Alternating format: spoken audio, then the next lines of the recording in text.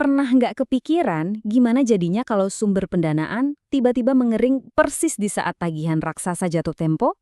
Ini bukan sekedar pertanyaan teoretis loh. Ini adalah skenario berisiko tinggi yang setiap hari menghantui para eksekutif keuangan di industri komoditas.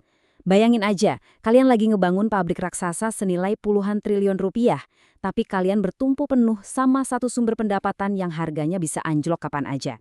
Nah, situasi menegangkan inilah yang lagi kita amati sekarang.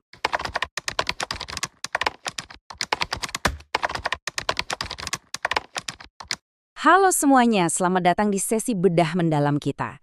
Hari ini kita bakal membedah tuntas anatomi bisnis dari PT Alam Triminerals Indonesia Tbk, atau yang lebih akrab kita sebut dengan kode sahamnya ADMR.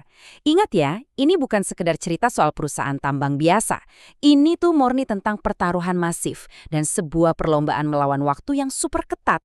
Oke, agenda kita kali ini cukup padat. Kita akan mulai dari melihat dua wajah bisnis ADMR, lalu mengecek kinerja kuartal pertama 2026, membedah anatomi risiko industrinya, melakukan uji ketahanan lewat skenario terburuk, dan terakhir, kita bahas strategi eksekusi jangka panjang mereka.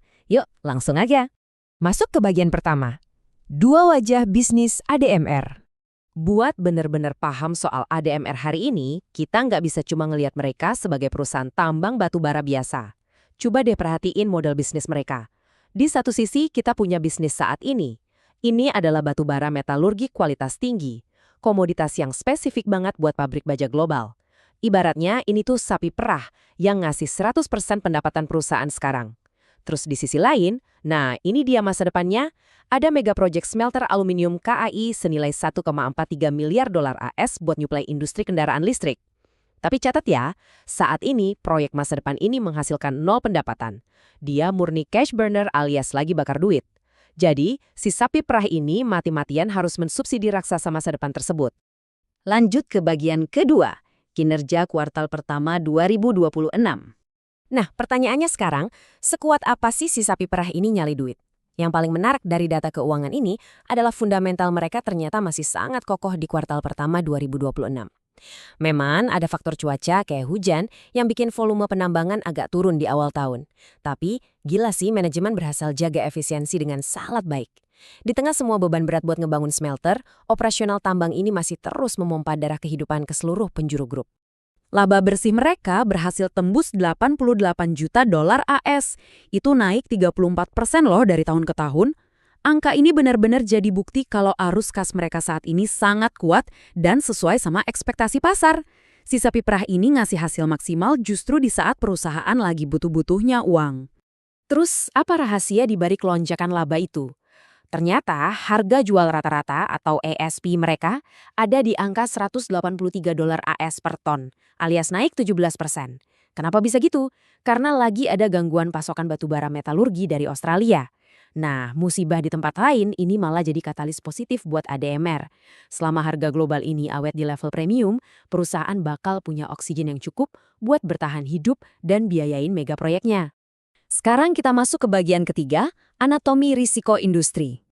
Kalian mungkin mikir, dengan laba sekuat itu apa coba yang bisa salah? Jawabannya cuma satu kata, waktu. Kalau kita petakan pakai kacamata Porter's Five Forces, gambarnya lumayan bikin deg-degan. Memang sih, ancaman pendatang baru itu sangat rendah. Siapa juga yang mau dan sanggup buang modal 1,43 miliar dolar hari ini? Nyaris nggak ada. Tapi coba perhatiin bagian pemasok atau suppliers. Disinilah monster sebenarnya bersembunyi. Nasib ADMR saat ini ada di tangan kontraktor EPC, yaitu pihak yang merancang dan ngebangun fisik smelter itu. Kalau ada macet di rantai pasok material atau mesin impor, kontraktor bisa nunda proyek. Dan percaya deh, penundaan adalah resiko yang benar-benar mematikan di sini. Bagian keempat, uji ketahanan lewat skenario terburuk. Oke, sekarang mari kita bayangin skenario horor yang bakal bikin CFO manapun keringat dingin. Kita sebut ini The Perfect Storm atau badai sempurna. Bayangin krisis properti global tiba-tiba meledak, permintaan baja mati, dan harga batu bara ADMR anjlok tajam. Masalahnya, biaya nambang itu kaku, nggak gampang diturunin. Kalau harga jual anjlok 50%, laba 88 juta dolar tadi bisa lenyap tak bersisa. Nah, pas di saat yang sama, proyek smelter KI ternyata delay dan meleset dari target 2027, ditambah lagi suku bunga bank masih tinggi-tingginya. Arus kas operasional yang tadinya mulus buat mendanai proyek, tiba-tiba defisit parah. perusahaan bakal terpaksa bakar cadangan uang tunai mereka dengan kecepatan yang nggak masuk akal. Garis waktu ini benar-benar nunjukin betapa sempitnya jendela waktu yang mereka punya. Di 2026 mereka harus udah mulai uji coba smelter, masuk 2027 uang dari jualan aluminium tuh udah mutlak harus mulai masuk. Kenapa? Karena ada tembok utang yang udah nungguin di 2027 dan 2028. Pas masa tenggang utang habis, beban bunga raksasa yang selama ini disembunyiin bakal langsung ngehantam laporan keuangan mereka. Kalau smelternya belum jalan secara komersial di titik itu, ADMR berisiko melanggar syarat bank dan benar-benar bisa ngalamin gagal bayar. Terakhir, bagian kelima, strategi eksekusi jangka panjang. Tapi, ya namanya juga konglomerasi raksasa, mereka pastinya nggak bakal tenggelam gitu aja tanpa perlawanan sengit. Kalau badai itu beneran datang, manajemen udah nyiapin 3 sekoci penyelamat. Pertama, bailout dari grup induknya, Adaro. Induk mereka punya kas yang tebal banget dan bisa nyuntikin modal darurat buat nyelamatin aset dari sitaan bank. Kedua, refinancing. Mereka bakal negosiasi ulang buat manjangin waktu jatuh tempo utangnya. Dan ketiga, pemotongan belanja modal secara ekstrim. Mereka bakal nyetop semua ekspansi yang nggak penting dan cuma fokus nyelesain jalur produksi awal biar pabriknya bisa ngasilin uang tunai secepat mungkin. Tapi tentu aja strategi paling oke itu mencegah badainya datang kan? Lewat pendekatan balance scorecard, dari sisi keuangan, fokus absolut mereka tuh bener-bener di manajemen likuiditas. Mereka harus mastiin subsidi silang dari untung jualan batu bara berjalan mulus, mati-matian nahan supaya biayanya nggak ngelewatin batas 1,43 miliar dolar, dan pinter-pinter ngepasin jadwal bayar utang biar barengan sama jadwal smelternya beroperasi. Geser ke perspektif pelanggan, ini lumayan unik. ADMR harus melayani dua dunia yang beda banget secara bersamaan.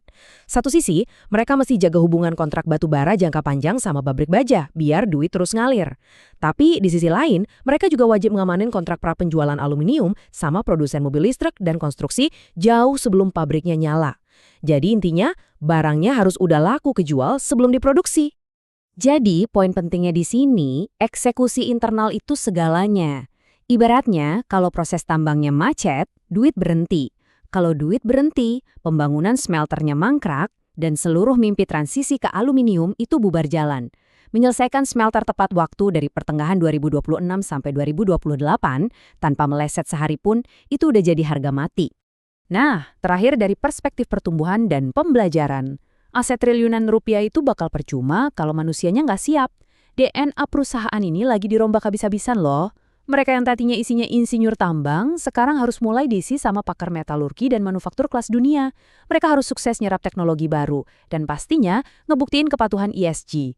Ingat, bikin aluminium itu butuh energi luar biasa besar, jadi mereka harus bisa jualan narasi aluminium hijau ke pasar global yang super cerewet soal emisi. Pada akhirnya, apa yang dilakuin ADMR ini benar-benar permainan tingkat tinggi dengan risiko dan potensi untung yang sama-sama raksasa. Semuanya balik lagi ke seberapa jago mereka mengeksekusi ini. Jadi, yang jadi pertanyaan besarnya sekarang, akankah sapi perah ini bertahan cukup lama untuk melahirkan raksasa masa depan? Terima kasih banyak udah ngikutin sesi bedah kita kali ini, dan sampai jumpa di penjelasan mendalam kita yang selanjutnya.